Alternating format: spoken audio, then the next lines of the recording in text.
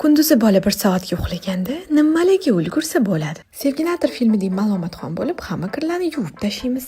Sekingina shovqin solmasdan uylarni tez-tez uborka qilamiz. Matrasni sochlardan tozalaymiz, yangi postel solamiz. Erim bilan xuddi 2 boshli ajdardek 4 ta yostiqda yotamiz. Bu vaqtda kirlar ham pishdi, ularni olib yoyamiz. Lozimimi pochasini qayirib, naskingimni ichiga tiqib olganman. Shuna qilsam suvi kamroq kiradi. Yana bolam uyg'onmasdan oldin 3 ta qozonni shaqillatib qaynatib, kechga ovqat solamiz. Ovqat tayyorlayman deb tushgan bir dunyo idishlarni yuvib olamiz, pishgan ovqatlarni olib gazni tozalaymiz. Bolam uyg'onmasdan oldin xamir yoyib, tugmachadek chuchvaralik tugib morozinlikka joylaymiz. Bo'ldi, ishim tugadi deb turganimda hidlangan lattalar yu dog' sochiqlar ko'zga ko'rindi. Bularni ishqalab dog'ini ketqizaman desam, yana 1 soat vaqtim ketadi-da, bavini olib, tez solib qaynoq suvda ko'pirtirib tashladim. Bir haftalik dog' 5 minutda ketadi deb o'ylaysizmi? Bavi bilan ketadi. Sizlar ham 1 soat ichida shuncha ishga ulgurish xohlaysizlarmi? Unda bolangiz uxlaganda yonida yotib mazza qilib reels ko'ringlar yoki o'zingizlar qo'shilishib uxlanglar.